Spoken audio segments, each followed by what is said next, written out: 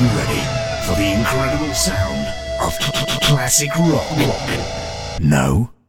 Good, because now it's time for Visiting the Village.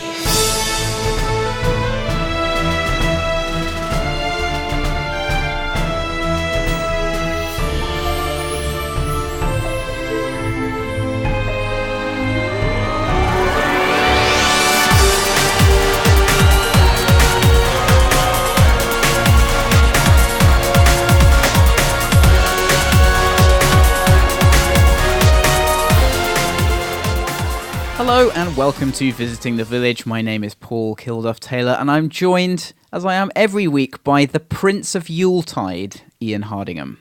Happy Christmas, Mr. Kilduff-Taylor. Happy Christmas, all listeners. This is a podcast that will get to you completely intact, I'm sure.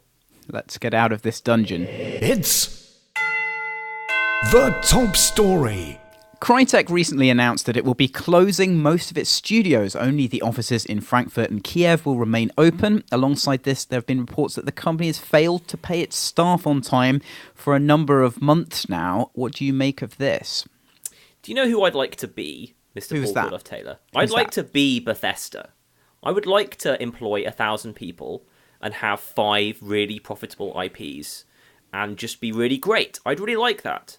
But I'm not Bethesda, and I don't know how I would become Bethesda. I think it requires a lot of luck and a lot of time in the industry. And Crytek, this is a sad story, but Crytek were employing over 700 people across Europe. And I think if we've been following the industry at all in the last couple of years, we've heard a lot of things from Crytek, but it's mainly been about their weird free-to-play exploits. So I'm not surprised they're struggling to keep up paying all these people. In fact, this article suggests that they haven't been paying the salaries of their workers, which is really not okay. So I think this is really sad, but they obviously grew too big and their free-to-play bets didn't pay off. And with any luck, the best we can hope for now is that they can keep alive as a smaller company and make a good Crisis game.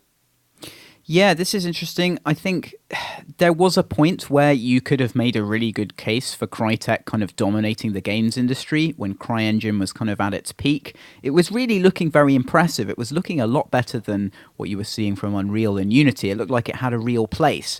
And that place has gone now, as unfortunately has their kind of major IPs. So they've kind of been hit on every front here. I agree with you. I think non-payment of salaries, they've been rightly called on that, something that tends to keep happening, and it's not acceptable. I think there's a point where you can say to staff, look, we can't pay you for X amount of time. If you want to stay working here, that's up to you. I think you can do that. Some people would disagree with me on that one. But just not paying people is not okay. So it's a sad story, as you say. Yeah, I mean, it's been a long time since Crytek did anything that I was very interested in. So I'm a humongous fan of Far Cry 1. And yes, I'm sorry, everyone listening, I do much prefer it to the other ones, especially Far Cry 2. I know a lot of you guys really like Far Cry 2. That's fine. It didn't quite click for me. Far Cry 1 is one of my all-time top 5 most amazing games. It's such a silly action movie. It's like the perfect collision of early 2000s PC technology with big open world levels, lots of different ways of approaching stuff, but really quite nailed down pure combat mechanics, and I love it. Anyway, I don't want to go down a Far Cry hole right now. I liked the first couple of Crysis games, actually. They weren't as good for me as Far Cry 1, but they were pretty cool. And now just recently they've been making Warface and other things that I can't even remember. So they really did go off in a weird direction.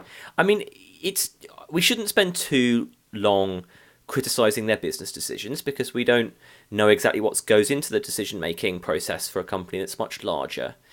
But, you know, there really was a time where free-to-play seemed like, well, a lot of people suggested it would be the future of gaming and that you had to get there and get there soon. And that's what I think Crytek went for. And I think what we understand now, or certainly, I don't know if you agree with this, but certainly what I've always believed, or recently, is that a free-to-play game will earn you more money if you hit with it, but it's a lot riskier of a proposition because you can't sell 500,000 and sort of scrape by, or 1 million copies and scrape by. You have to get to a huge number of users to have even a chance of becoming one of the massive free-to-play games. And if you fail really hard. So I think that they are one of the highest profile victims of the F2P gold rush. That's an interesting take. It's not one I completely agree with. I still don't agree with that core point necessarily. I think at this scale, if you're making a pay once game, you're almost taking on a similar level of risk in terms of you need that very huge, you need that huge number of players to come in initially at a specific time. So I think the risks are kind of similar, and you have seen quite a lot of successful free-to-play games, certainly on Steam, from studios, not necessarily dissimilar size from individual Crytek studios.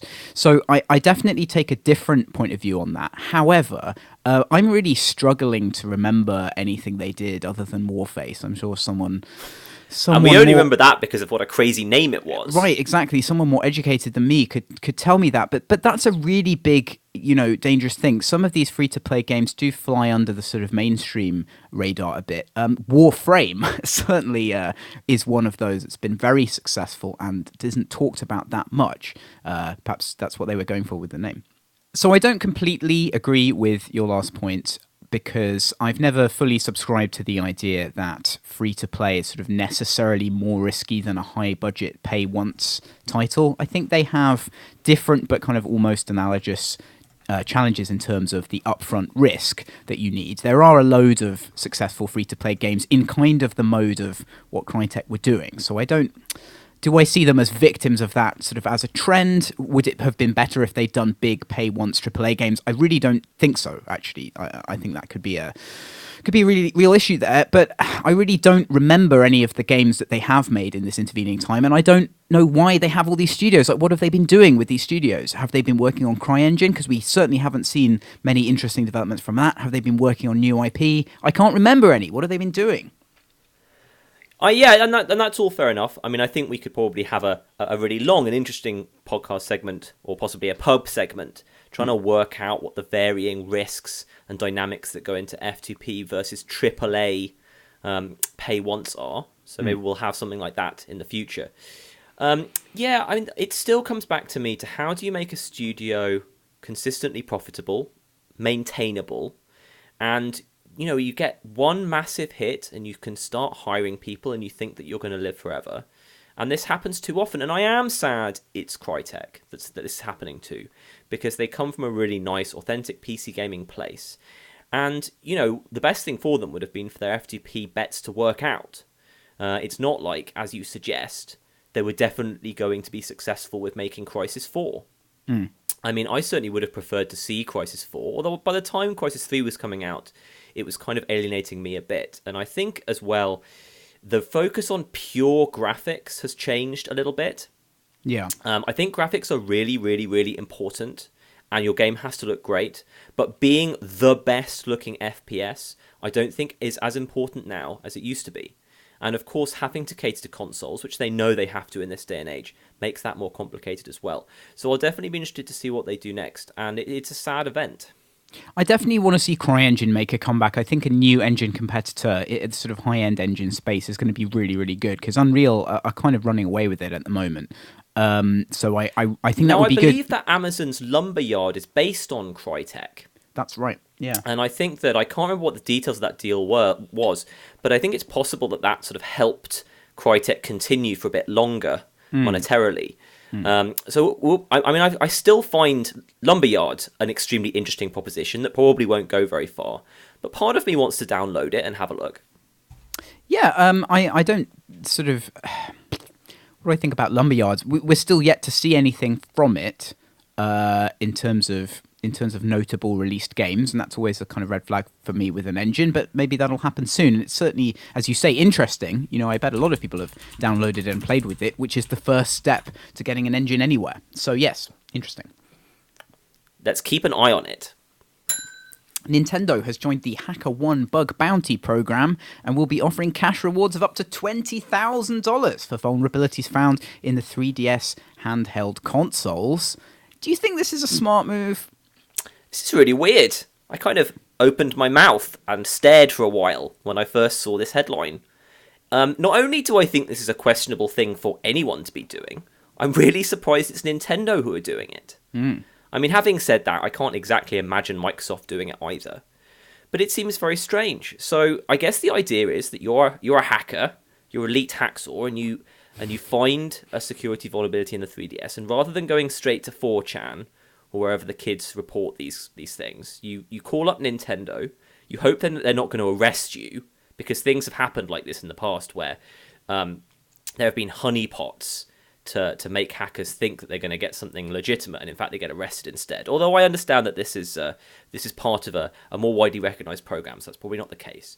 So you call up Nintendo and you tell them, and they roll a dice to decide whether you get 80 or 16,000 pounds. You know, I'd be interested to see what you'd have to discover to get 16,000 pounds. Like, would you have to find Hot Coffee version 2 to get the max money out of this? Because there's really a big gap between £80 and £16,000. So I think it's a bit weird, Paul Kilduff-Taylor. This is the least Nintendo thing Nintendo have ever done. Ever! It's amazing. I'm very, very surprised that they've done it. I think bug bounties and exploit bounties are quite a well-established process. I know Google does this a lot. I think a lot of other companies do it a lot. It seems to be fairly common in security circles. A lot of the security people that I vaguely read talk about this. So I don't think it's sort of considered to be a weird practice or one that's particularly sort of problematic for hackers. I think you've conflated something there with the honeypot thing. I think that's normally done in terms of like making something look interesting to a hacker who is being annoying, so that you can get them. I don't know of any. I don't think this is like a sting operation. I don't think that's normally what bug bounties are. Although that would be a great Eurogamer article, certainly. It's surprising, and I welcome this. If Nintendo are going to open some stuff up a bit and engage with the world just a little bit more, they can keep their closed platforms and so on. Then that's got to be good for them, I think. I guess it's all fair. I mean, I sort of ask myself whether or not I would prefer that people were able to jailbreak the 3DS, because I don't really jailbreak stuff anymore. Like, I think I jailbroke a PSP once. Yeah. But in the end, you know, because we're PC gamers, we can kind of do that kind of stuff on the PC. We both have small laptops, so we can run emulators on our laps rather than sort of messing around with a Vita, for instance. On the other hand, I'm always more happy when a platform is effectively jailbroken. Even though that's kind of a weird thing commercially, it's not very good commercially. Sort of, it makes me happy that Android is kind of a trusted platform. It also makes me happy that you can get around it. I don't know if that's just sort of a subjective thing. And, you know, because I both understand why big platform holders need to exert this much control on their platforms, and I also slightly rail against it and like that there are a subgroup of people who really subvert that. Because these aren't governments, these are hardware companies, and something about them trying to exert this massive amount of control bothers me. But maybe that's just my mother's leftyism coming through. I don't know. Basically, does this make it less likely that these devices will be jailbroken? Are Nintendo going to respond quickly? And what's to stop these guys from taking the money and then going to 4chan anyway? Yeah, does it make it less likely that they'll be jailbroken? I guess it does. I guess it does make it less likely. And but as you say, like I think a lot of these things will leak. They'll probably be leaked before they get patched. Although I have noticed they have patched sort of homebrew loading stuff much faster, which I guess is technically jailbreaking if you can load homebrew. Yeah. I also agree with you in that there is something very nice about these devices being broken, like the original Xbox being remembered with such fondness because people could jailbreak it and so on. I ran emulators on my DS and played a lot of NES games actually for the first time, all the way through emulated on the DS, just because it was a good portable platform that you could do that with, and they didn't have good virtual console versions at the time. So that was really good. There were some really, really good, well implemented emulated NES games. So stuff like that is nice. Obviously it's not kosher. I just don't know what a company's attitude to that kind of thing should be. I also don't like, the prevalence of lockdown platforms. I've always been happy when there's been an open platform in a format and the lockdown platform, because then you can really choose, what you do. And if you want to do things that you want to fully control, you have that option. So I definitely share your concern with that stuff. Just to go off on a bit of a tangent, I've been thinking, as we've been talking, about handheld consoles and as platforms for emulation, which is always a really nice idea, but doesn't really ever properly work out, apart from Virtual Console. I really hope with the Nintendo Switch that Nintendo just throw everything on there from day one. Like, I hope they just go and buy the rights to every single game that's ever been released on any of their platforms, N64 and previously, and just make them all available. Make 1,500 games available, all for like between £1 and £5, because that's cool. Emulation is awesome, but it's not as awesome as having like a proper official game on a very well produced device that's powerful enough to play it. And that's kind of what we want.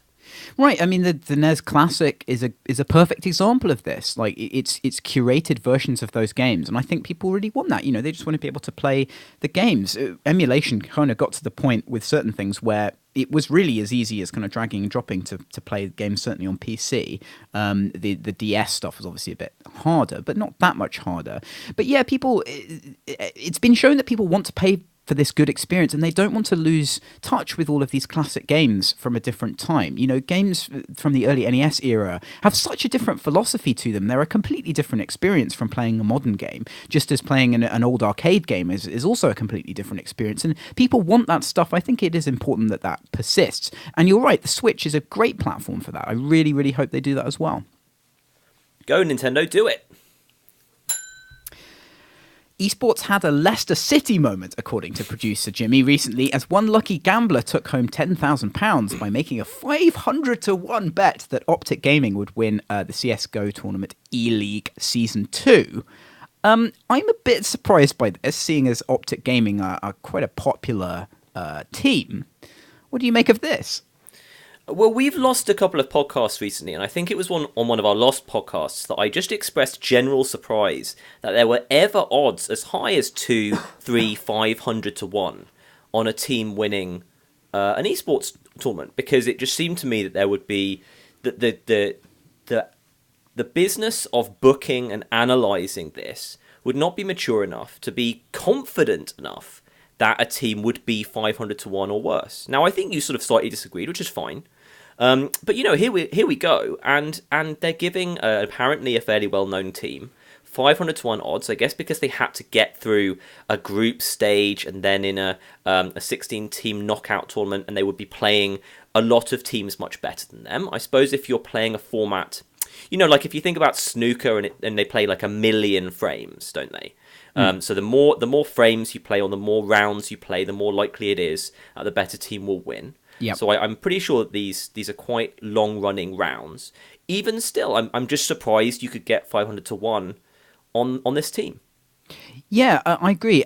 Do you think, you follow sports gambling for a amount, do you think there's any sort of question that this is a kind of loss leader, that it was those odds were kind of set in order to just stimulate betting? Like the quote from this guy, Alan Alger, who is part of Betway, who gave the odds. He said, "Through all the years of having a dedicated esports trading team, we thought we'd seen it all. But this 500-1 shot has left us with egg on our faces. We're only too happy to pay out on what is our largest price single esports winner in our history." That kind of, it seems to me like, hey, come and bet with us. We're really stupid. You could win lots of money. That's a good point.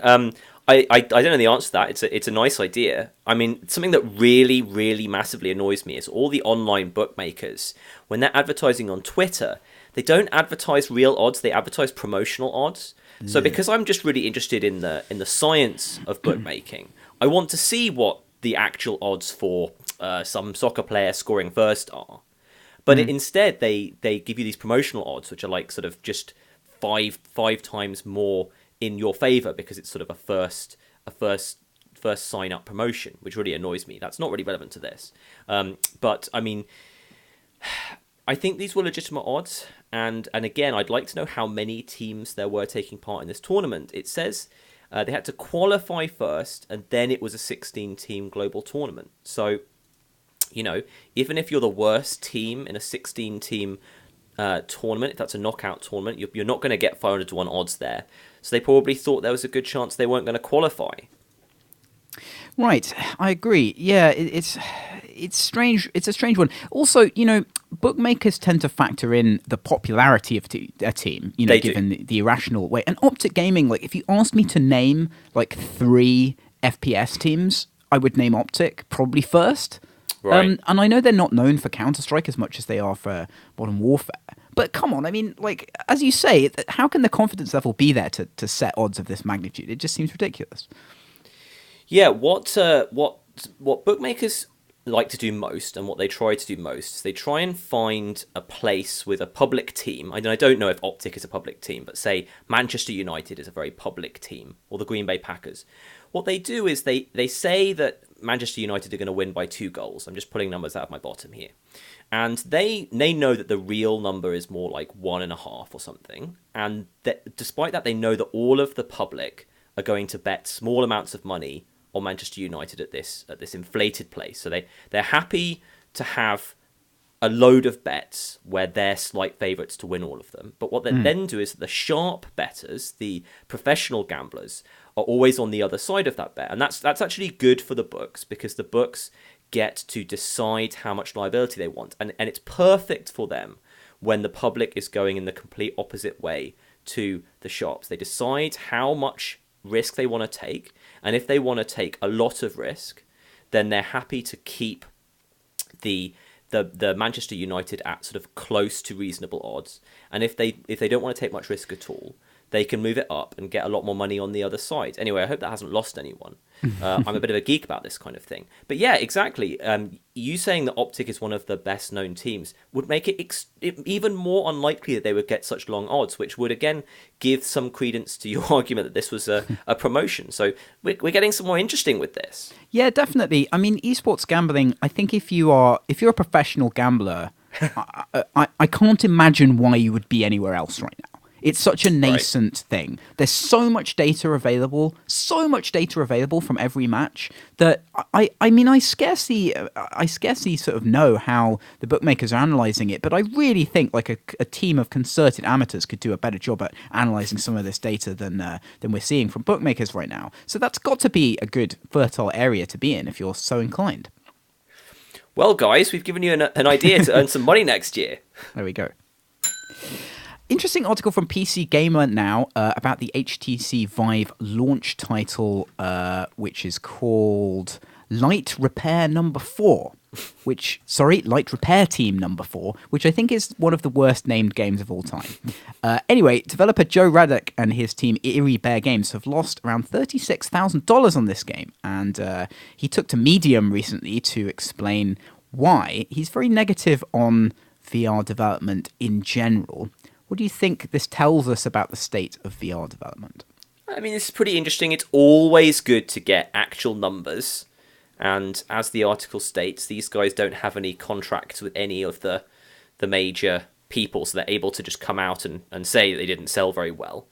They sold 2,500 units and made $14,000 in revenue, and they reckon that their total costs were about $50,000.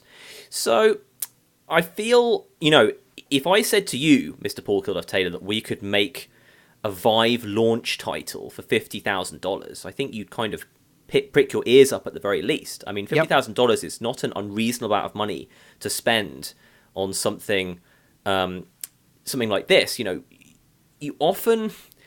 I mean, we're not AAA, we're indie, and you often want to be a launch title if you're an indie on a new platform, because you don't have as much competition and you get a disproportionate amount of media coverage. Now, I hadn't heard about this game, but I don't pay any attention really to the VR stuff day to day. So in general, this is not one of those things where I'm quick to call this guy an idiot, because he made a launch game for the Vive, $50,000, which sounds, with as limited information as I have, as a very reasonable prospect. I don't know if it's any good. I don't know if that matters. Does it matter that the name's a bit weird? It looks a bit weird. Those are my thoughts. Yeah, I think this is interesting in that you're right. That's not an insane amount of money. It's certainly not an insane amount of money.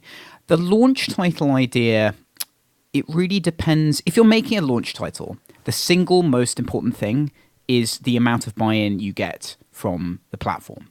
Yeah. And the way Valve launch things, they don't tend to go, okay, here's 5 developers, here are our 5 launch games, and we're going to promote the hell out of them on Steam, and then we're going to open it up to everyone else. That's not Valve's MO. So they're kind of open from the get-go. You were able to get dev kits reasonably easily if you were working on VR games. They were asking people a long time in advance, would you like a dev kit, that kind of thing. if you were persistent, you could get one.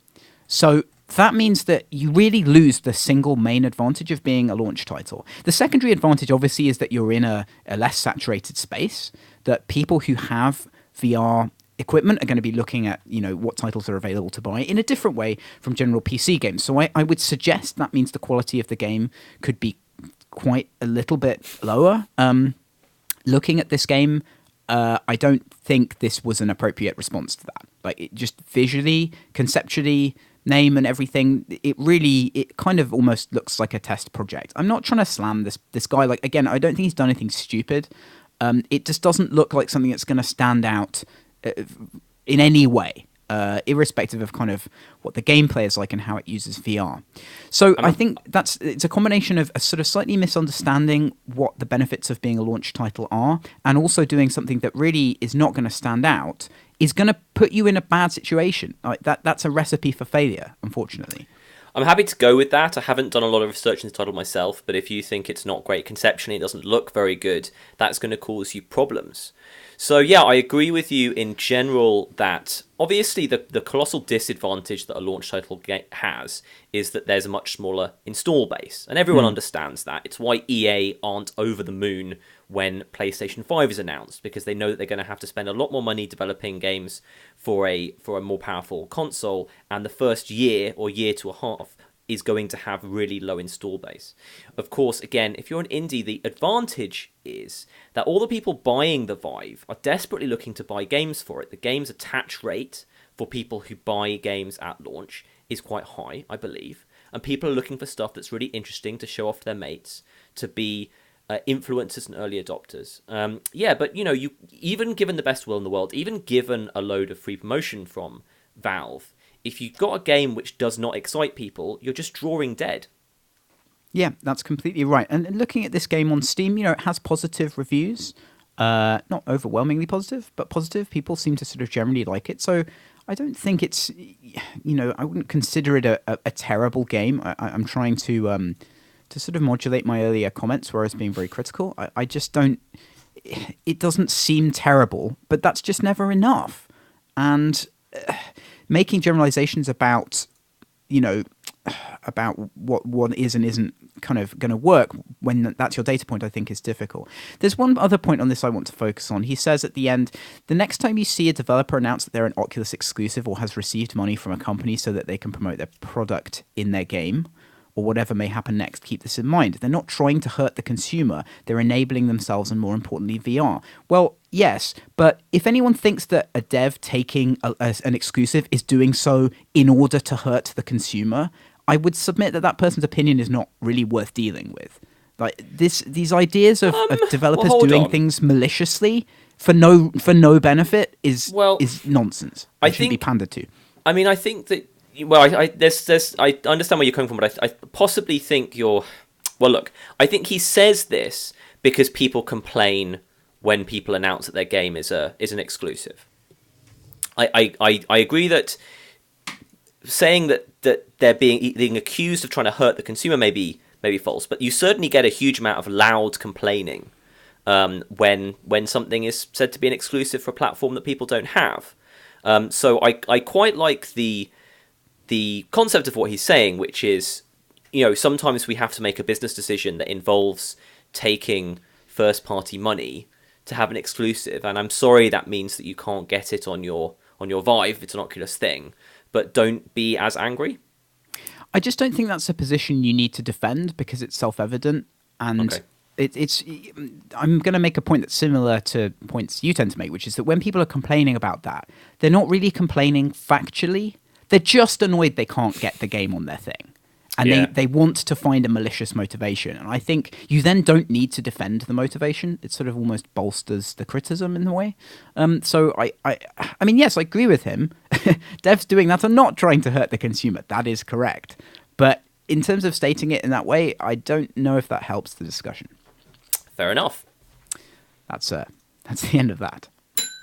An extraordinary story now about Lionhead and the way in which they dealt with a troll. So this was during a conference. A guy called Sam Van Tilburg talked about a member of the community for Fable who was behaving in a terrible way. and he described what have been called the unusual tactics in which they engaged in to get this person to stop behaving in such a way, including finding out where he went to school, finding out a poem that he read at the end of term, including that in a post addressed to him, as well as location information which implied that they knew where he lived. What do you think about this? I think it is both really funny and completely unacceptable. Yeah. I mean, do I need to defend the position that, yes, teenagers are trolls, and I understand that the teenager's probably technically broken the law by stealing some assets of Fable, some company secrets or something. But it's indefensible for your response to that to be sort of to track down a school kid outside of the law and then threaten him. I mean, am I missing something here? No, I think this is like kind of counter hacking gone very wrong. I think the extent to which this was taken was unacceptable, as you say. And the stuff that they have here, like, apparently this guy managed to get his hand on the screenshot of the protagonist of Fable stabbing a child through the head. Now, why that exists is going to be the question that I'm going to ask there. I mean, Absolutely. Sure, stupid screenshots go around internally at dev teams, but to be able to get that level of access, like, was he hacking personal email accounts of people who work there? Because that is a really bad security problem. I don't think, we actually talked about something similar to this earlier, and kind of in reference to the famous incident like this is the guy who was trying to get the Half-Life 2 source code.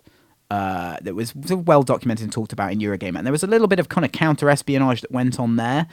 They found out his details and they were able to pass the details to the police. So I think that kind of thing is acceptable, where, if someone is perhaps using your forum and you can track them through their IP address, which is sort of perhaps the most pathetic way for a hacker to get discovered, then that's fine. And I don't think reaching out to the person and saying, hey, here's your IP address, I don't think that's a bad thing to do. It's this involving, stuff that this person's done in their personal life, and it being a child as well, effectively, is just utterly ridiculous and should never have happened. And now, why are they talking about it now? That's the other thing I don't understand. Yeah, I mean, there's nothing wrong with handing information to the police, in our country certainly, and if you have that information and you've got it through sort of legal means, then handing it on to the police, there's nothing wrong with that. So we can agree this is kind of crazy. I mean, I think in general, especially on the internet, it's quite important to people to remember that punishments should be appropriate to the crime and to the actual damage that the crime has caused. And that really is a foundation cornerstone of our legal system, that you can't really be punished beyond the level of damage that you've caused, basically, or could have potentially caused. So it's important to understand that the actions they are taking towards this 16-year-old are in severe danger of being completely disproportionate to the damage that he is causing them, even though releasing a picture of the guy from Fable stabbing a child is going to cause them a lot of problems. Yes. I don't happen to believe it's on the same level as a 16-year-old having his privacy destroyed and being basically blackmailed. Yeah. So, and I think it's in larger terms, it's important to remember that just because someone does something wrong, i.e. stealing a company's secrets, and it's something that you believe to be wrong, does not mean that the statute of limitations is anything that they should be able then to be shot in the street or run over with a car. It's like, just because you do something that you believe is wrong, you still have to have a response that makes sense. Right, yeah. I mean, and we may differ on this. Again, I think approaching that person without passing any information on and saying, we do actually know who you are, I think can be very powerful. And I feel like that kind of is proportionate to this. The person yes, doing sure. this... I wasn't disagreeing with that. Yeah, I think that could be fine. Although, again, I mean, it's about the age. If the guy was 21, it would be a lot less problematic. Yeah, or approach the parents, as has been done before, I think, Yes. in some instances of this. I do think that's a legitimate thing to do.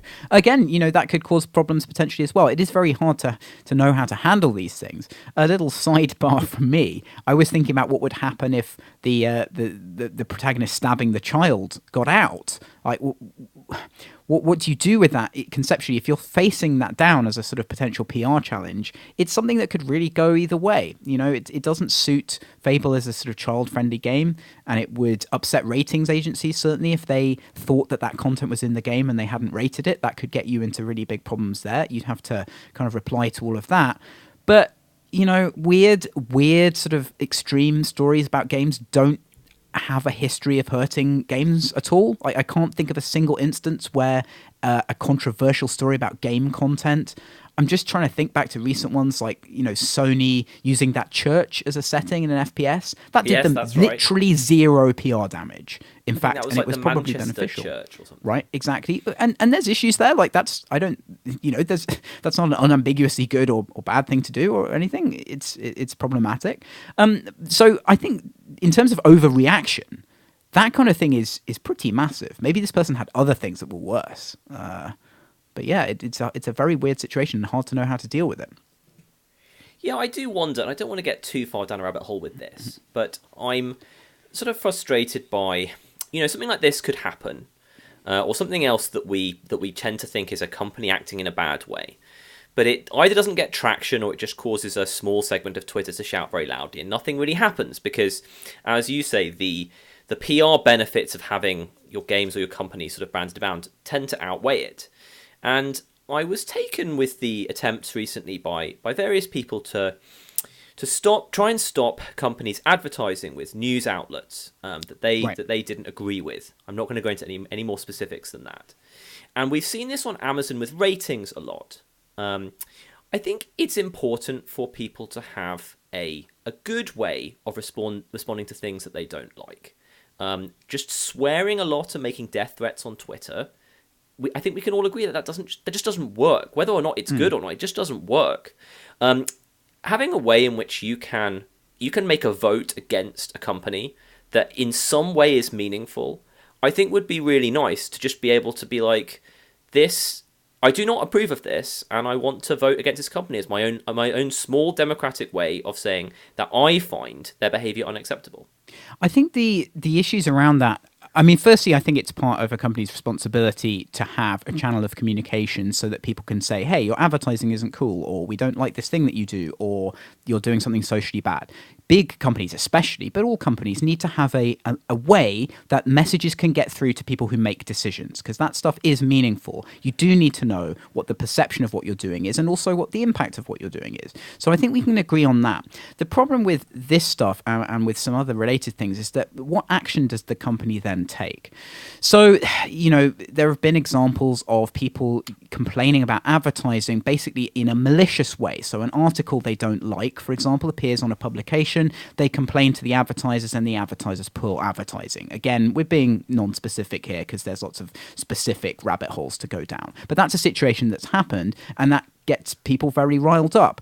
So equally with this sort of more recent campaign, something I've seen people say is like, oh, these tactics are bad because they were used by people negatively in the past. And if this becomes more prominent, if advertisers pull their advertising more, it could very much, be abused. I just think the issues are around how does the company respond to something? Are they prepared to justify the decisions about where they spend money in a coherent way? And are they prepared to advertise on things where the values, align with their own brand values? I do think like that this is something where you could have more state-run corporate governance.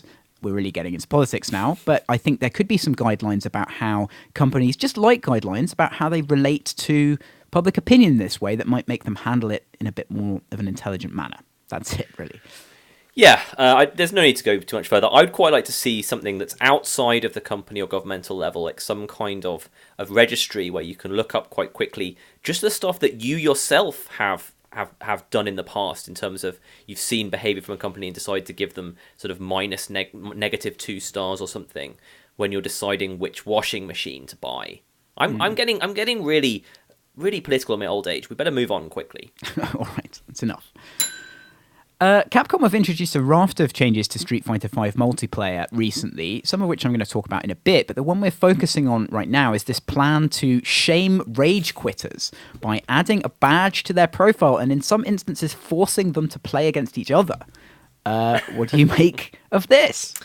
I'm actually just mainly sad that rage quitting is obviously such a big problem in this game. Because I'm sure that they give the rage quitters a loss. You know, if they didn't give the rage quitters a loss and they was doing all these weird things to try and stop it, then I'd just sort of raise my eyebrow and wonder why. So I'm sure they're giving them the loss. It's just really sad. This obviously undermines people's games really badly. They're desperately trying to sort it out. I mean, it's such a short form game. It doesn't take very long to play a round of Street Fighter and people are quitting. I mean, I just kind of... I'm a bit sad about it. Now, how well do online what's the word sort of respect meters work? And it kind of actually somewhat ties into what we were talking about just now. If you have a bad rating as a player, apparently on Street Fighter 5 you can have some oversight of who you choose to play with, whereas on Counter-Strike Siege that I've been playing recently, you have no control over it at all. You just click to start a game and you get match made. Something I may rant about later. I kind of think, is this going to work? Maybe. Should people stop rage quitting? Yeah, I mean, it's not very long. I mean, I'm happy to rage quit a game that takes an hour and a half to play and I'm losing after 10 minutes. But these things take 30 seconds to finish. Yeah, I'm just looking up to see what it was like when they launched, and they did not give you the loss if you quit the game. You just at loss, I believe that. At launch. At launch. Yeah, which obviously was kind of a big problem, and that established, this behaviour of rage quitting. I mean, I think the problem is with games that kind of where a disconnect is not sort of clearly identified, and this happens in Smash. Like, it will give you a disconnect sometimes for quitting during the cinematic at the end of a match, even when it's displayed, and sometimes it won't. So you don't know, if you're really angry, you're going to just risk that quit, and sometimes you'll get a ban for that. So that's really stupid. It needs to be defined really, really well. I for one welcome this stuff. Like anything, keep trying different things. It's with all of this psychological stuff, you need to just experiment on your user base and see what's effective. So if they're introducing a bunch of stuff, that's good.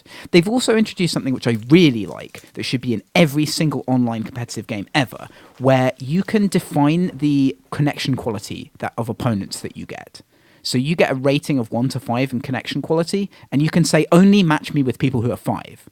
So if you're prepared to just wait around a bit more for a match, do some more training, and every single match you play is good in terms of lag, you can have that option. I think that's amazing. I don't know why no one's done it before. I like that. I want to take this opportunity to rant about just matchmaking in general again. I really enjoy Counter-Strike Siege, but this thing where it's automatic matchmaking, which basically everything is doing now, and even Counter-Strike Global Offensive is kind of having it as their primary option. It just really bothers me. I know that it's more complicated to have a list of servers that you choose from, but in terms of an experience, if you find a server that's got the right ping for you, that's generally in the right kind of place, and you join it, and then you're there, you're part of this game, and you play for as long as you want, as many rounds as you like. You're there, you have some continuity of who you're playing with. And even though it's a little bit more complicated earlier on, you have much more control and the right kind of control. It really bothers me that I want to play multiplayer Siege, and I press the button and I wait for 2 minutes every time, which is too long, honestly.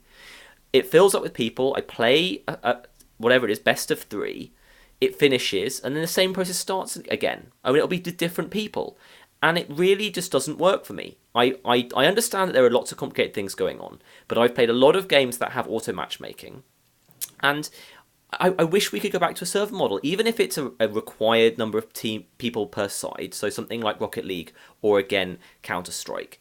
I keep saying Counter-Strike, don't I? Rainbow Six Siege. You can have a system where you join a server and that server is kind of the room that you are making matches from. So, yeah, it's a bit of an odd rant there, but it just really annoys me. I think this varies per game. Like, I would never change the Rocket League system, which I think is basically perfect, where it allows you to define modes that you want to a great sort of degree of specificity, and then it just finds the appropriate server and it finds you matches very quickly. Having said that, it would be nice to have an easier method of staying with the same people. Overwatch also has auto matchmaking, but it now has the ability to stay with your team, and your team can vote if they want to stay with the same people at the end of every match. So it works well for solo queue, massive inverted commas there, and it works well for when you have an organized team where you want to, maybe you don't have a completely full stack and you want to swap someone in and out. It really, really works well. I've not found there's just basically no need. Server browsing in those games would be definitely much worse. It overcomplicated, fiddly, trying to find the right mode and the right ping and the right everything else. It would just be worse. So I can accept that. However, something like Rainbow Six Siege is a bit more like Counter-Strike in its nature, and you kind of want to just find manually that situation where you've got a good ping and a good mode. So I'm a bit torn on this. Like, I get the advantages of what you're talking about, but actually with these games that I want to play quickly, I relish not having to do the Counter-Strike dance. Yeah, and this is subjective as well, and I always go down the side of having more control with a bit more faff. That's what I personally enjoy. I mean, I think Rocket League does work fine, but I probably would still prefer a server model where I would get to know the people over a longer period of time. But I know there are lots of pluses and minuses there. Now, with Overwatch, is that set team sizes? Yes. Is that 5-on-5? I think it's 6. I don't play enough 6-on-6. Yeah, I mean, it's really interesting that League of Legends legitimized the idea of it being exactly 10 people. Yeah. That's such a lot of people. Like, obviously, Counter-Strike can have basically functionally between 6 and 32 players in a match. Rainbow Six Siege has gone for 5v5. And I think it's a bit of a step backwards, actually. I understand why you have to have it in a MOBA, totally. But for me personally, as a player and as a designer, there's a lot of nice flexibility in an FPS that allows a wide range of players. So again, this is all subjective because you're losing loads and you're gaining loads with each option. But I'm just talking about my preferences. Right. Yeah, I mean, again, it's sort of... For me, it's not that subjective. It's kind of what is appropriate for the game. I just think that you need, to me, like the problems you're expressing are actually things that need to be solved with an expansion of the auto matchmaking model rather than a rejection of it. So yes, in some games it's too hard to stay with the same group of people, random people that you meet playing the game online, not your existing friends. So in Rocket League, the system is you play with someone. They say rematch or whatever in chat, and then you have to become friends on PSN and you have to organize it that way. That's really bad. That should be in the game. So you should be able to just tag people and go, hey, I'd like to play with you again, or I'd like to play this mode with you, very elegantly, and do it that way. Overwatch is getting there. So I think that like if you can integrate the advantages of the server model into those systems, then you basically will arrive at an objectively better system. I don't agree with that. I do think you can make matchmaking easier.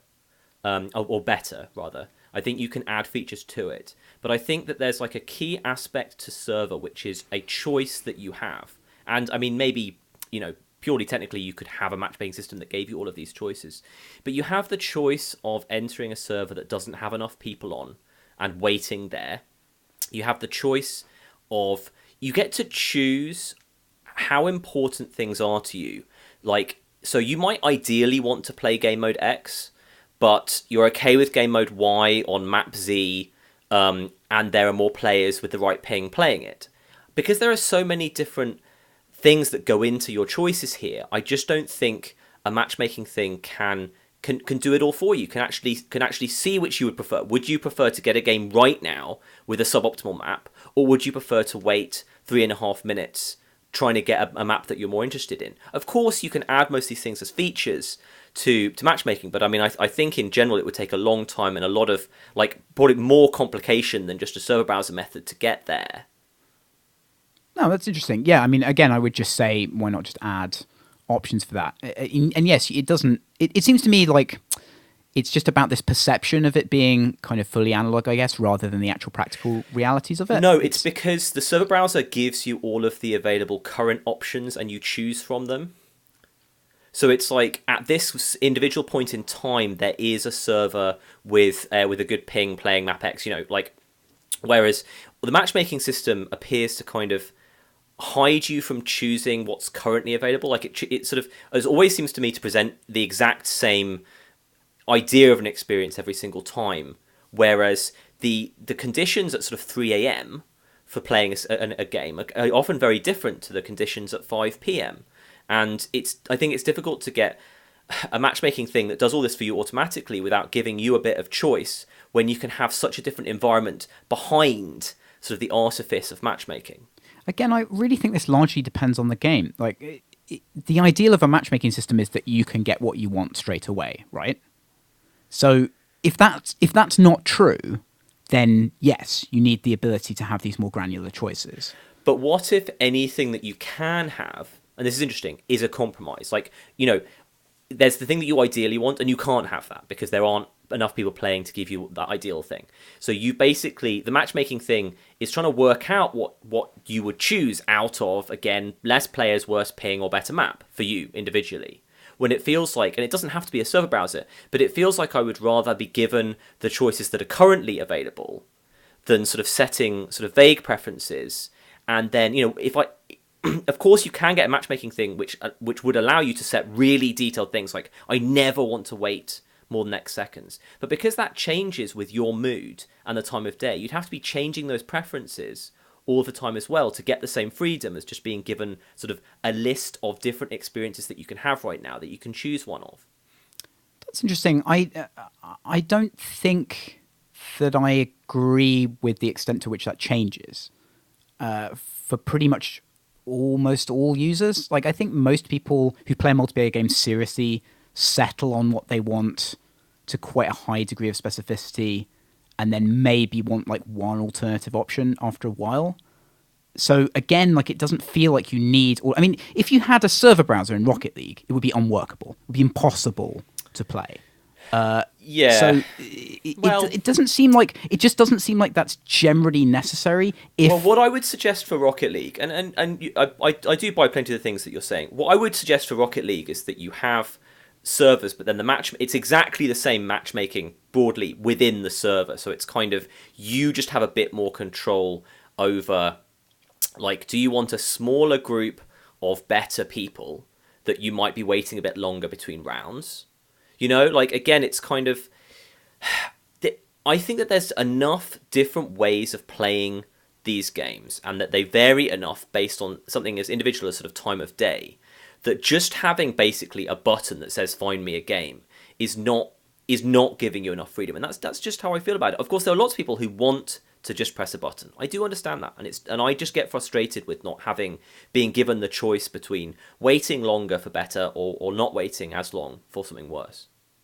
The time of day variation is interesting because, like, again, the only place I've noticed that is Counter-Strike, Right. which is predicated on the server model. So I'm wondering if it's self-fulfilling in a way. Well, I mean, it just depends. Like, if you're playing at I mean, Rocket League is so popular, probably still, that you don't really have a server numbers problem, I guess. But, you know, certainly with something that isn't quite as popular but still perfectly viable, if you're playing at maybe 8 in the morning UK time, you're often going to be struggling to find people that have a good enough ping.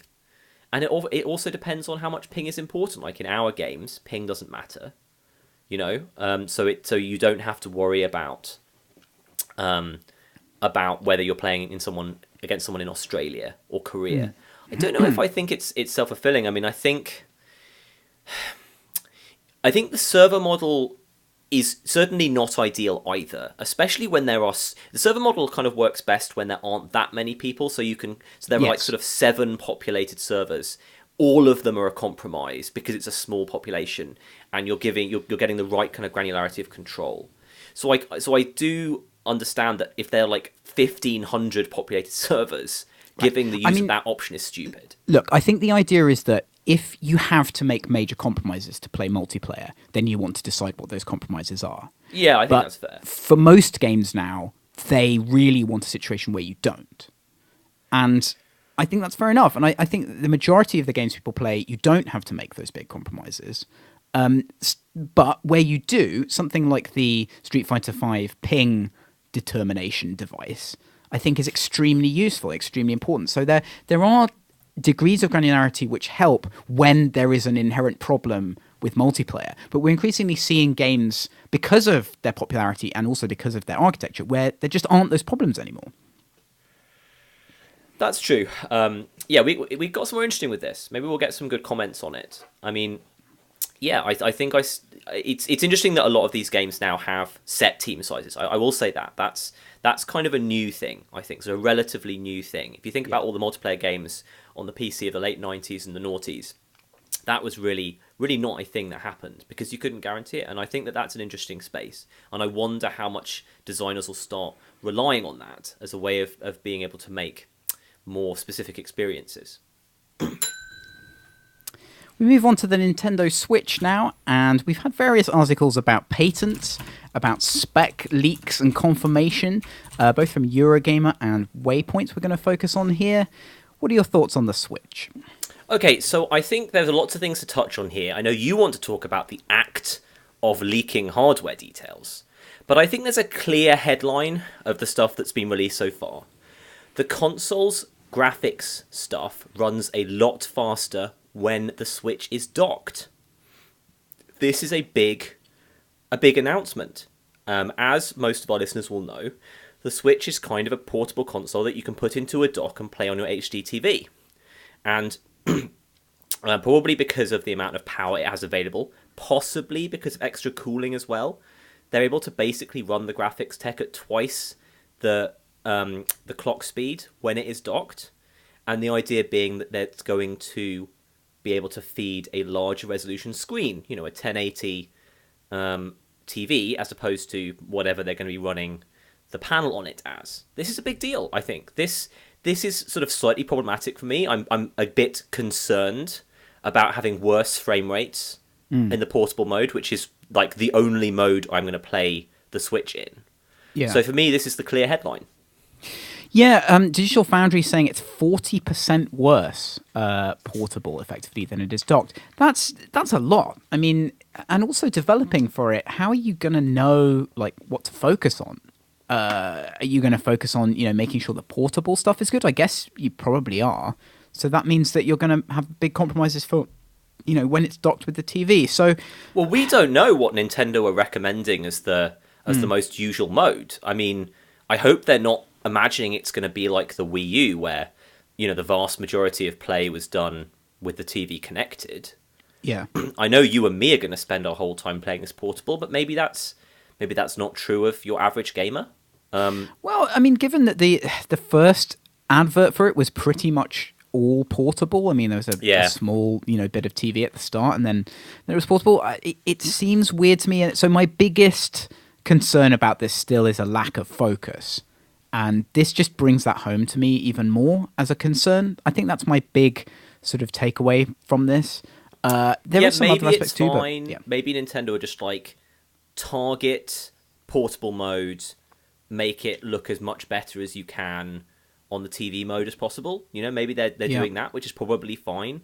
I mean, I would say, Nintendo tend to lock down the SDK for their consoles quite heavily. They tend to take quite a lot of control away from the developer, so they may only allow you to use the extra power for putting more pixels out. It's still going to be difficult. I mean, you just have to look at the PS4 Pro, which, in order for them to be confident that it was going to have perfect back compatibility, they had to just literally put the same graphics chips in twice. That was the only point at which they were confident that the PS4 Pro would be able to do everything that the PS4 was able to do, was basically just to have the exact PS4 stuff in, but twice. This is a problem. It's hard to get something working well on two different targets, because clock rate is not the only aspect of frames per second. So it's going to cause some issues for developers. I just don't like it very much. As you say, I don't like it. Now, it's also not like the Switch is going to look amazing compared to the PlayStation 4 or anything in either mode. Having said that, they want it to be powerful enough to obviously have a good frame rate when it's in portable mode, and maybe they just decided that didn't look good enough. Whatever that was targeting didn't look good enough. I can understand it. I think it's a problem. Yeah, yeah, I agree. I mean, I don't know where they're going with this still, and it feels sort of too late for me. I had a sort of slightly similar feeling with the Vita as well. Basically, when they were kind of going on about rear touchscreen a lot, I just kind of didn't know Oh, the poor rear touchscreen. why. Why? What's that for? Show me something that it's for, and I will understand. And I haven't seen what this is for yet. It just seems to be trying to do two things at once, and that is not a good idea. There is no world in which that is a good idea. And this spec stuff, like as much as I don't understand most of it or care, it seems to point in that direction. Yeah, well, let's move on to the tech stuff. I enjoy reading early tech reports because I've got no time for thinking about it after the console's released. It's quite a nice way of ramping up to a console release for me to read sort of a fairly well-written Digital Foundry article. Kind of one of the only places that I become connected to where hardware is currently at. So, to read about this using the same graphics chip as like the Shield Android TV does. That's interesting to me. Obviously, people are excited about this and they want to jump on all the information. Early adopters want to know everything first. They want to be able to get this knowledge out of the dinner table and be like, yes, well, but you didn't realise that the Switch is X, Y, and Z. So I quite like it. I pretty much always read it, just because it's kind of interesting and I just have no time for it post-release. So there are some ways in which I understand people consuming technology information. So one of the ways in which I understand it is, like, if you're trying to build a PC, you want the best possible spec of PC you can get for your budget. So that's when you want to go and read about all the graphics cards and what they do and like how they work in different situations, and you want to know about chipsets and you want to know about how things interrelate and all that kind of stuff. So I understand that. I understand when there's a new device and people don't really understand how it works, that they want to know about that. And I understand that when people are sort of invested in another way in something, they want it to be technically good and they want to sort of look up to see if it is. I get all of that. But the thing that I don't understand with consoles is that consoles are like this really weird compromise technologically all the time. And unless you're basically an engineer, I just don't understand why that's interesting to you. Like, I understand being interested in the best, and I understand being interested in the new, but I don't understand being interested in this really elaborate network of kind of weird compromises that a commercial company is making to make like a games console. Well, when That's a something I don't new get. like when a new sort of proper console like a PlayStation or an Xbox comes out, I'm not sure. I mean, I think those are pretty cutting edge in a lot of ways, because while they are not, when they first come out, they tend to be sort of competitive with a fairly high-end PC for a much lower price and in a much smaller form factor. Advantages they can get because the companies are making massive runs of them. They get to have sort of custom chips, and they get to put a lot of effort into making these specific SKUs. So I think everything you said is fair, but I think when a new console comes out, that's being closer to like the best possible thing you can get in that form factor. Okay, yeah. No, that makes a lot of sense. That's not the case with the Switch, which is, not pushing the boundaries, I think, of anything apart from a number of controllers you can detach from it. Yeah. But there you go. No, that makes sense to me as another kind of expansion of this stuff. Yeah, no, it's just very interesting for me. Like, there's this whole area of gaming that I have to understand entirely by sort of really trying to apply my empathy and my abstract understanding, because I just don't care about any of this. We're very, very lucky in the company. Producer Jimmy is an amazing tech person, and he is able to build PCs for me. That is one of the things that I just feel incredibly happy and lucky about with our company, that I can say, hey, I want a PC that's a bit like this, and then someone very clever and intelligent can build it for me, and it can work perfectly. That's a wonderful gift to me. It means I don't have to care about looking up what RAM goes in which hole. I just can't deal with that. And I'm talking a lot about myself here, but it feels good. I'm going to continue. When I care about a technical thing, it's about allowing me to do something I can't do otherwise. Particularly with audio and music tech. If I can't do something in another way and there is a device or a piece of software that offers it, that's really fascinating to me, and I want to read a lot about that. But it's just about the practical application of that thing. Like, what does it let me do? So again, it's the sort of hobbyist side of this that I don't get. If it's your passion, if it's your career, if it's something that enables you to do things, then of course you're going to care about it. But it's like, do I care about, the difference between the Tegra 1 and the Tegra 2? I don't know. It's hard. I mean, I'm more on your side of this when it comes to not knowing much about tech than anywhere else. But having said that, I do love the insight into the first party's decision-making process that you see. Yeah. When Nintendo and Microsoft and Sony are releasing new consoles about the same time, and you get to see the different decisions they make about how much RAM, how fast RAM. That's when that's interesting. And I think the Tegra 1 or 2 thing on its own is not that interesting, but again, you compare it to like, oh, well, the new iPad uses this. And being able to be like, Nintendo have decided that it's okay to have the same amount of power as the new iPad, for instance. I think that's in itself is interesting enough without having to care too much about sort of holes and transistor counts. But that's my take on it. Yes, I suppose it's one way in which you have full information about what a company, a big corporation, is doing. Yeah, they can't obfuscate that, really. Right. Yes. No. Again, this is good because it's talking about this stuff, and Alec Meir on Twitter was really helpful in helping me understand some of this as well. Like, you do start to see there are definite hooks into why like that could be fascinating, right? Like, if you are broadly a kind of tech person, you can see if you have all the money and all the expertise and all the commercial setup, what would you do? It's like a kind of interesting fantasy football type decision there. Yeah. Would you have had more disk space and less RAM? Sure. Or we should do this. We should make that game. Design your own console. Fantasy Xbox. Wow. Okay. This is a good idea. That's a good idea. Talking of good ideas, Will Ferrell is set to play an old eSports player in an upcoming comedy. There aren't many more details about it. The movie is going to be produced by Legendary, the same company behind the Warcraft movie. Oh dear. Actual esports players from teams Evil Geniuses and Fnatic are in talks to have some role in the movie. How wrong is this going to go? So this is going to be in the same vein as Talladega Nights and several of his other weird sports films. I think there's one called Semi-Pro. There's one about him being a professional ice dancer. Yes. So obviously this kind of genre, this blueprint works.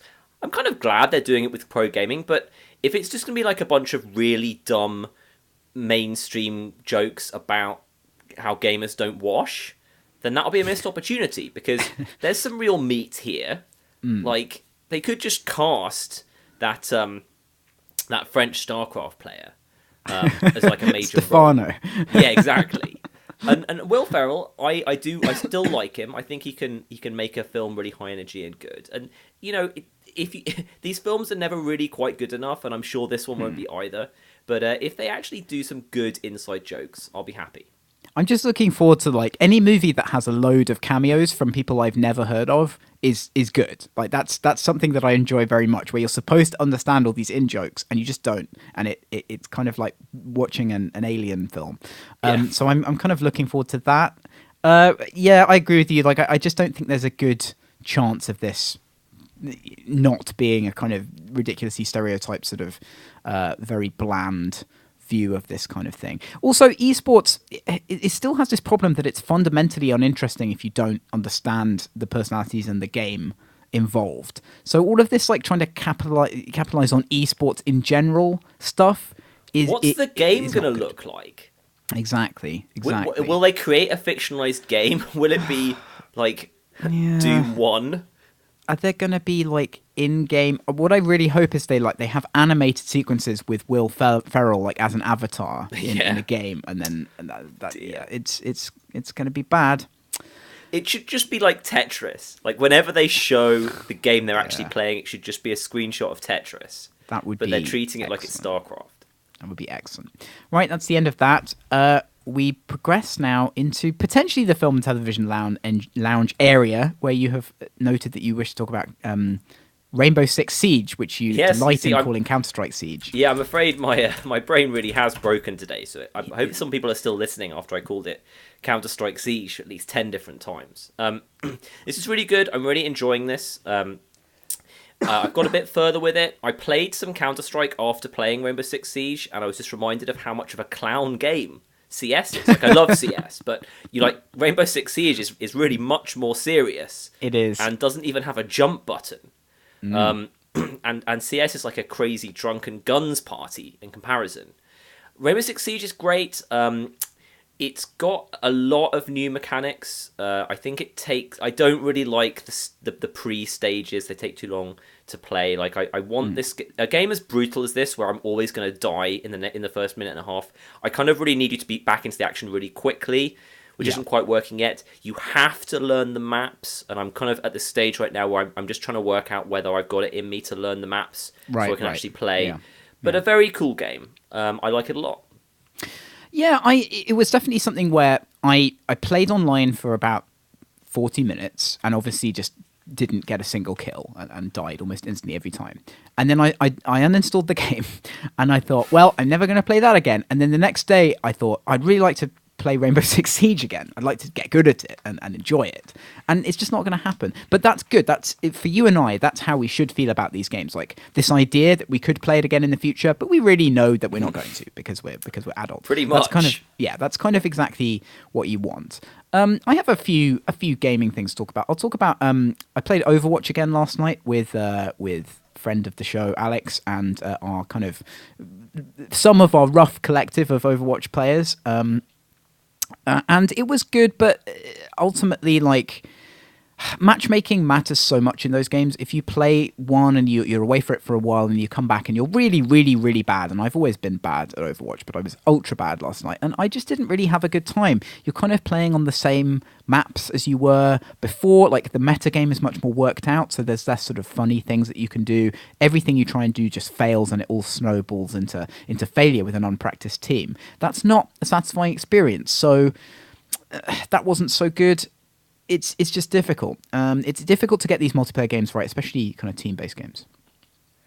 Yeah, totally. I'm looking forward to getting into Mid-Air, the Indie Tribes remake, and I'm probably playing that enough to be good at it, or hopefully. Beyond that, with these kind of games, same is true of Rocket League, really. It's just depressing. Same is true with real-life games like tennis. I really feel like a lot of stuff went into Frozen Synapse and Frozen Cortex that were to do with my feelings about this. You know, these are games where you can play when you're rusty and I think still have a good time. You know, it just reminds me how much fun really crap CS is. Like, we're going to be having a LAN party for Bin's Stag Do, and that's going to be a CS LAN party, and everyone's going to be terrible. Yes. And like kitchen table CS is so much more fun. And like kitchen table Rainbow Six Siege would be so much more fun because these are amazing games and you're discovering them together and you're all terrible. And that's what we're not getting online. Like where's the kids area? Yeah, it's why these games are much more fun when they come out. Like Rocket League when it came out was hilarious. Like it was ridiculous. I just remember playing 3v3 and just laughing the whole time because everything that happened was stupid. Like people didn't know how to like flip or anything. They just couldn't even hit the ball with any kind of meaningful force. And that's really fun. And that's just an ephemeral thing. And I don't think you can capture that unless you have a game where you keep changing the rules all the time. That's the only way to deliver that, I think. Yeah. Right, enough of that. We've got to sashay briefly through the games that were released this week in 2006, thanks to Eurogamer and producer Jimmy. Likely the last time we will be looking back to 2006. Amazing. Well, I can take great delight in that. On the 8th of December, and we've extended this to catch the Wii release date. Thanks, producer Jimmy. We got Superman Returns, the video game, on the GBA and Xbox. We got Rayman Raving Rabbids on the Wii, PS2, GBA, and PC. Let me just pause here with Rayman Raving Rabbids. Rayman Raving Rabbids was one game which was... it had the most complicated and expensive marketing campaign out of any game from this era. I remember, like, they had cinema adverts, they were on, like, cereal packets, they were absolutely everywhere. And I remember, like, I had a conversation with this guy, I went to a music industry conference, and he was the guy that had like, I think he'd done ringtones or like some other really obscure thing involving raving rabbits. He'd licensed them, and he had done this kind of brand extension thing for them that involved music in some way. It was absolutely crazy. And I guess they were trying to like make them into the Minions for a while, and they had some success. So that's that. That's pretty cool. I'm actually just going to stop you there after that rather strange detour and tell you that after my meeting with the Tokyo 42 developers yesterday, I can reveal that before we play Counter-Strike at Robin's LAN, we're going to play some Tokyo 42. Oh, wow. In 12-player LAN. Oh, wow. Okay. Because unlike every other game in existence, we have the source code for that, so we don't have to buy it on Steam 12 times. Wow. But you guys should definitely buy it on Steam 12 times. Is that going to be Battle Royale, or is it going to be... Yeah, they're even talking about doing a special accelerated Battle Royale mode for it. So that sounds amazing. Okay, well, I can't wait for that. That's more interesting than this list of nonsense. Barnyard on the Wii. Don't know, don't care. Call of Duty 3 on the Wii. Cars on the Wii. Don't care. GT Pro Series on the Wii. Madden 2007 on the Wii. Madden 2006, 2007 were quite good, I think. I think they were quite good years. Yes, I think so. I think 2006 was an especially good one. I can't remember. I had 2006 on the GameCube. As did I. Which was fascinating. Monster 4x4 World Circuit on the Wii. Need for Speed Carbon on the Wii. Rampage Total Destruction. Rampage, the IP that refused to die from the early 80s on the Wii.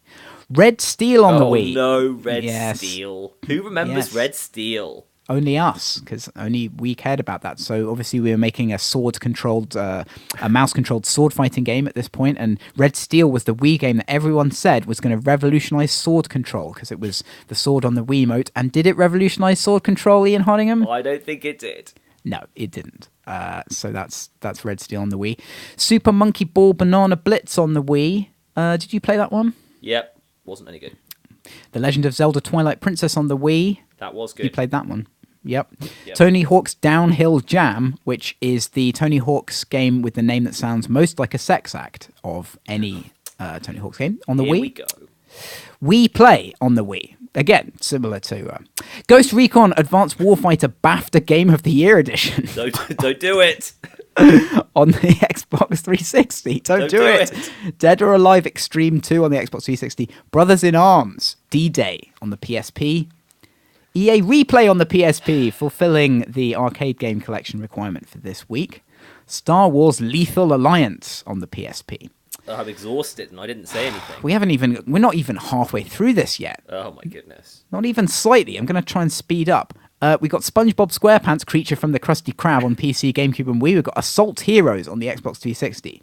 Don't know what that is. Maybe you can look that up while I rattle through these. Oh, okay. Superman Returns on the PS2. Legend of Zelda Twilight Princess on the GameCube. A lot of these repeats. Ice Age 2 The Meltdown. Wow, on the Wii. Star Wars The Best of PC Collection. IL-2 Sturmovik 1946. Very well regarded flight sim that. On the PC. Cats 2006 on the DS. Dogs 2006 on the DS. Hamsters on the DS. So I didn't know that they made hamsters. So Cats and Dogs were like the original virtual pet games. I really liked them when I was a small child. I really, really liked them. And Hamsters, I'm going to have to get that, I think. It sounds amazing. Star Wars Lethal Alliance on the DS. Sims 2 Pets on the PSP. Lots of animal games. Full Pipe on the PC. Gotta look. Did you look up Assault Heroes on the 360? Yeah, actually looks like a really cool little top-down shooter. I actually kind of tempted to see if this has back compat on the Xbox One so I can buy this. Full Pipe on the PC. To look that one up. Novodrome on the Xbox 360. Sam and Max episode 102 Situation Comedy. This was Telltale kind of really getting their act together with that. I don't think they made 102 games though, so that must be some kind of humour. Star Trek Legacy on the PC and Xbox 360. Marvel Ultimate Alliance on the Wii. Open Season on the Wii. Is Open Season a hunting game? Or is it like a kind of... I think it might be a Disney Tom a Disney Clancy's license. Oh, yes, you're right. Yeah. Yes. Yeah, Sony, not Disney, but a kid's you film. know, the other one. Tom Clancy's Splinter Cell Double Agent Star Trek Tactical Assault on the DS. That's enough of that. Full Pipe is actually it's not an X Games thing. It's a weird Russian point and click adventure. Okay, good. We need more Full Pipe games. We've got the top 11 UK Steam games now, which I'm sure has a good reason from producer Jimmy. Number 11, it's Resident Evil Biohazard Collector's Pack at 75% off. Number 10 is Space Hulk Deathwing at 15% off. I'm going to play that. Has it come out yet?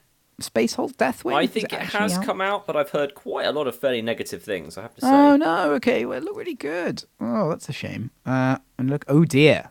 Oh, it's not got good Steam reviews. It's supposed to be like okay in multiplayer and pretty terrible in single player. Oh, so the negative reviews say like it needs a patch. Okay. Bad bugs. If you must buy this game, read the discussions. Lots of game-breaking bugs. If this were a $60 title, this would be theft. I'm enjoying the Steam review. Like Paradox Sword of the Stars 2 theft. Like Break Your Heart and Stab You in the Back theft. But it's not. I'm not going to sweat $30. I've wasted far more money on Games Workshop color washes, QQ. Continue. Okay, I'm not going to read This is a new Visiting the Village segment idea. I'd much rather read negative Steam reviews than the games that came out in 2006.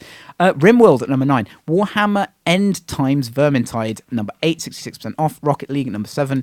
Football Manager 2017, number 6. Walking Dead, A New Frontier, Yawn at number 5. Planet Coaster number 4. Sid Meier's Civilization 6 at number 3, which I've been playing and enjoying somewhat. Astroneer at number 2. Who knew that if you put survival games in space, people would buy them just as much as other survival games? It has been at number 1 for a couple of weeks as well, I believe. Yes, that game is doing rather well. It is doing rather well. Sometimes you see games early on and you're like, and then they come out and they're at number 1 on Steam forever and you look like an idiot. And that's what Astroneer is. Although, being slightly harsh on myself there.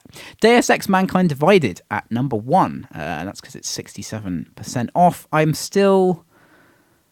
should I buy that? I have no interest in that myself. Yeah, I don't know. That's enough of that. We move on to what is probably the worst set of listener questions of all time. Thanks very much for these. I'm just going to check to see if we have any more. Chris Evans says, "May the 4th really be with you?" I'm not going to answer that one. That was an update question. Cliffsky asks, should I combine both my pensions into one easier to manage pension, or are there tax implications? And my answer to that is, Cliff, you know as well as I do that having a pension is completely pointless now, and you should probably just stick it all into an index tracker.